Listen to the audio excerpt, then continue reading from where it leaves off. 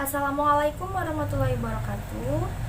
Kami di sini dari kelompok 4, yaitu dari kelompok tunanetra yang beranggotaan satu, saya sendiri Sevia Sungkolardani, NIM 51. Yang kedua, Salsa Bilanida, NIM 52, Dwinda Nur Azizah, NIM 53. Yang keempat, Zenedin Tiara Rahmawati, NIM 55. Yang kelima, ada Afia Melia Putri, NIM 88. Dan yang terakhir, yang keenam, ada Indah Larasati Mukaromah, NIM 91. Ya. Nah, yang pertama yaitu pengertian tunagrahita. Menurut Delphi 2006, tunagrahita adalah anak yang memiliki problema belajar yang disebabkan adanya hambatan perkembangan intelijensi, mental, emosi, sosial, dan fisik. Yang kedua, menurut Sumantri 2006, tunagrahita adalah istilah yang digunakan untuk menyebut anak yang mempunyai kemampuan intelektual di bawah rata-rata. Kemudian menurut Wardani 1996, tunagrahita adalah anak yang memiliki kecerdasan intelektual secara signifikan berada di bawah rata-rata, yang disertai dengan ketidakmampuan dalam menyesuaikan diri dengan lingkungan, dan semua ini tuh berlangsung pada masa perkembangan. Kemudian menurut Mulyono Abdurrahman tahun 1994 mengungkapkan bahwa anak tunagrahita ringan itu adalah anak tunagrahita dengan IQ 50 sampai 75. Kemudian menurut Effendi Muhammad 2006 mengemukakan anak tunagrahita mampu dididik yang tidak mampu mengikuti pada program sekolah biasa, tapi ia masih bisa memiliki kemampuan yang dapat dikembangkan, namun hasilnya tidak maksimal. Saya Salsabila Nida Nur Fauzia, NIM 52. Di sini saya akan menjelaskan mengenai klasifikasi dari tunagrahita. Jadi menurut DSM-5, klasifikasi tunagrahita itu dibagi menjadi 4. Yang pertama itu ada MILT, yaitu rentang IQ antara 55 sampai 70. Yang mana pada kategori ini karakteristik anak-anaknya yaitu yang pertama mengalami perkembangan fisik yang agak lambat dibandingkan dengan anak-anak lainnya yang seusianya. Lalu kesulitan untuk menyelesaikan tugas-tugas akademik. Tetapi biarpun begitu, anak-anak pada kategori MILT ini dapat melakukan keterampilan praktis dan rumah tangga. Lalu yang kedua yaitu moderate, yang mana rentang IQ-nya itu antara 40 sampai 55.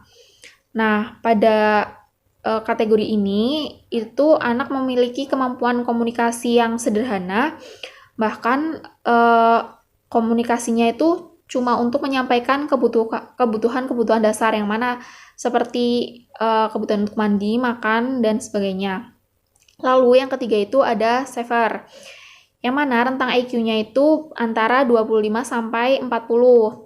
Nah, pada kategori severe ini anak itu tidak mampu untuk mengurus dirinya sendiri, bahkan untuk kegiatan-kegiatan atau tugas-tugas yang sederhana pun tidak bisa.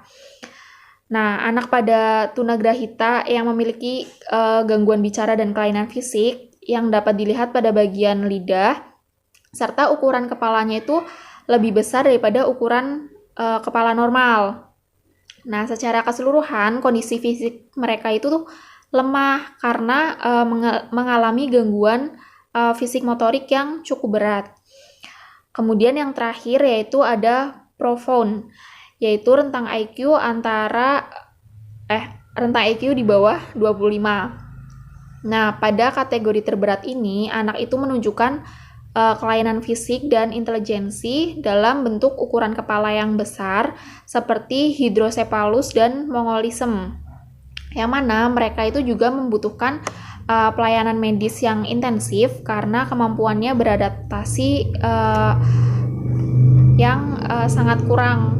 Terlebih lagi, mereka itu tidak dapat melakukan kegiatan tanpa bantuan orang lain. Oke, perkenalkan nama saya Dinda Nur Aziza, NIM 53. Di sini saya akan menjelaskan tentang model pembelajaran yang sesuai untuk anak tunagrahita. Jadi, secara umum itu ada dua pendekatan atau model dalam penyelenggaraan pendidikan bagi anak tunagrahita. Yang pertama itu model terpisah atau segregasi, dan kedua itu model terintegrasi atau mainstreaming. Jadi model segregatif adalah suatu model penyelenggaraan pendidikan di mana anak-anak tunagrahita memperoleh layanan pendidikan di lembaga tersendiri atau lembaga khusus yang terpisah dari anak-anak yang lainnya gitu.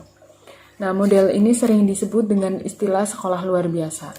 Sedangkan model terintegrasi atau mainstreaming adalah suatu model penyelenggaraan media di mana anak-anak tunagrahita memperoleh layanan pendidikan secara bersama-sama dengan siswa lainnya di sekolah umum, atau lebih tepatnya itu sekolah reguler. Nah, pendidikan inklusif merupakan salah satu perwujudan pendekatan yang mainstreaming. Penyelenggaraan pendidikan bagi siswa tunagrahita dapat dikelompokkan ke dalam beberapa bentuk. Ya, yang pertama itu general education atau full inclusion. Jadi, pada model ini siswa tunagrahita memperoleh layanan pendidikan dan pembelajaran di kelas reguler secara bersama-sama dengan anak-anak yang lain. Dan yang kedua itu research class.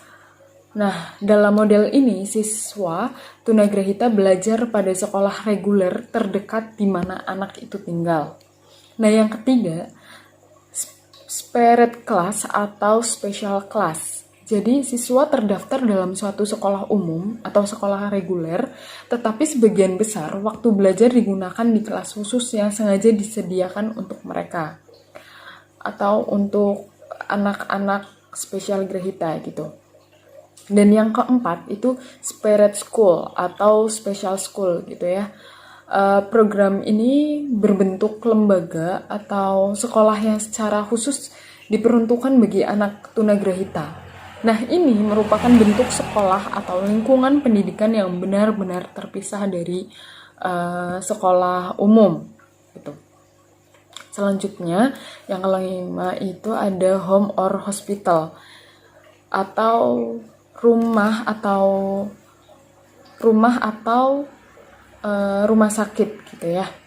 Nah, ini itu bentuk alternatif pendidikan untuk anak tunagrahita yang menjalani perawatan kesehatan di rumah atau di rumah sakit. Begitu. Perkenalkan, nama saya Sandy Tinti Rahmawati, NIM 55. Di sini saya akan menjelaskan mengenai guru dan orang tua dalam mendampingi anak berkebutuhan khusus. Yang pertama, guru dalam mendampingi anak berkebutuhan khusus di sekolah. Lebih tepatnya untuk memusatkan konsentrasi dengan teguran, pemilihan tempat duduk yang tepat, strategi pengajaran individual, strategi kooperatif, strategi pengajaran yang diindividualisasikan, strategi modifikasi tingkah laku, dan strategi pull out. Sedangkan orang tua dalam mendampingi anak berkebutuhan khusus di rumah, hal yang pertama yaitu perlu ditanamkan pada anak adalah kemampuan untuk mandiri dan menolong diri sendiri dalam melakukan aktivitas sehari-hari. Latihan dan terapi hendaknya tidak bosan dilakukan secara terus-menerus. Berikut secara lebih khusus hal-hal yang perlu disiapkan orang tua dengan tunagrahita. Yang pertama, tumbuhkan kepercayaan diri pada orang tua. Dengan adanya kepercayaan diri dan keikhlasan menerima kondisi anak, akan lebih mudah bagi orang tua untuk mengarahkan mereka sesuai dengan kemampuan dan efektivitas yang bisa dijangkau. Yang kedua, memberi lingkungan yang nyaman dan kondusif bagi anak-anak yang akan mampu berkembang semaksimal mungkin jika diberikan kepercayaan lingkungan. Dan diberikan pengasuhan yang tepat. Target utama untuk dapat menolong diri sendiri minimal bisa diatasi. Selanjutnya, anak dilatih sesuai dengan tingkat maksimal kemampuan dan intelijensi masing-masing. Yang ketiga, mencari sekolah yang tepat. Pilihan sekolah harus disesuaikan dengan kemampuan anak dan fasilitas yang tersedia sehingga memungkinkan untuk dapat memaksimalkan potensi anak. Yang keempat, mengembangkan kemampuan anak semaksimal mungkin. Jangan terlalu banyak menuntut, apalagi membandingkan mereka dengan anak yang lainnya. Cukup berikan dukungan apa yang bisa mereka kerjakan. Bisa jadi anak tergolong ke dalam tingkat intelijensi rendah. Cukup sekian dari saya. Wassalamualaikum warahmatullahi wabarakatuh. Di sini saya akan menjelaskan tentang saran yang bisa diberikan kepada guru saat di sekolahan dan orang tua saat di rumah. Yang pertama saya bahas yaitu kepada guru.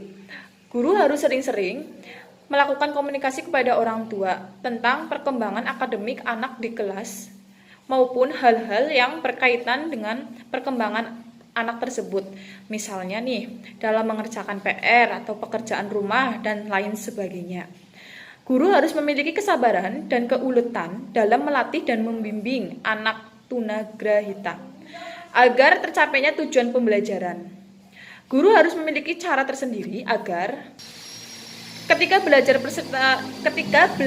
peserta didik tidak merasa jenuh atau bosan, memiliki apresiasi yang mengajak maupun mengikutkan peserta didik ke dalam materi-materi ataupun bahan ajaran yang sedang berlangsung. Guru harus mendidik siswa SLB disiplin dalam peraturan sekolahnya, serta mengajarkan siswa SLB lebih mandiri agar mereka dapat mengurus dirinya sendiri. Guru seharusnya membuat RPPP rangkap kepada siswa tunagrahita ringan dan sedang di SLB sesuai dengan materi yang diberikan guru. Yang kedua, orang tua. Orang tua, khususnya orang tua yang memiliki anak dengan keterbelakangan mental, bisa menerima keadaan anaknya dengan ikhlas dan juga mensyukuri sebagai karunia Allah. Para orang tua juga bisa terus memberikan dukungan kepada anak tersebut agar mereka bisa memperoleh kesempatan yang sama dengan anak lainnya. Hendaknya orang tua juga bisa mengembangkan kelebihan yang dimiliki oleh anak tersebut. Jadi bukan karena anak tersebut memiliki keterbelakangan mental, anak tersebut itu tidak memiliki kelebihan apapun. Justru anak tersebut itu memiliki kelebihan yang kita tidak mengetahuinya. Ya, jadi kesimpulannya, tunagrahita merupakan anak yang memiliki kecerdasan intelektual di bawah rata-rata, yang disertai dengan ketidakmampuan dalam menyesuaikan diri dengan lingkungan, dan semua ini berlangsung pada masa perkembangan. Jadi ada beberapa klasifikasi tunagrahita yang dibagi menjadi 4. Yang pertama ada mild atau rentang IQ 55-70. Lalu yang kedua ada moderate atau rentang IQ 40-55 dan serve atau rentang IQ antara 25-40 dan profound atau rentang IQ di bawah 25. Jadi tunagrahita itu tentunya memiliki tingkat intelektual yang rendah. Jadi mereka membutuhkan layanan pendidikan yang khusus supaya mereka dapat berkembang sesuai potensinya secara optimal. Jadi kurikulum dan proses pembelajaran perlu dirancang khusus supaya cocok dengan kebutuhan mereka atau kebutuhan tunagrahita ini, sehingga mereka tetap dapat mengikuti pendidikan. Jadi pendidikan yang cocok untuk anak berkebutuhan khusus termasuk tunagrahita adalah pendidikan inklusif. Jadi pendidikan inklusif itu adalah suatu filosofi dan strategi dalam pendidikan, di mana anak-anak dengan kondisi anak berkebutuhan khusus dapat mengikuti pendidikan secara bersama-sama di sekolah reguler atau sekolah umum. Untuk pelaksanaannya, pendidikan inklusif ini masih menghadapi sejumlah kendala ya, terutama persoalan kebijakan yang belum kokoh, kemudian sikap dan komitmen dari berbagai pihak yang belum merata, dan sarana prasarana yang belum memadai. Tentunya juga ada kendala pada SDM atau guru pengajar untuk mereka, serta kurikulum pembelajaran yang belum kondisif dan belum tersedianya juga model pelaksanaan pendidikan inklusif yang dapat dijadikan rambu-rambu dalam melaksanakan pendidikan inklusif itu sendiri. Ya, jadi demikian penjelasan dari kami mengenai anak tunagrahita. Kurang dan lebihnya kami mohon maaf. Wassalamualaikum warahmatullahi wabarakatuh.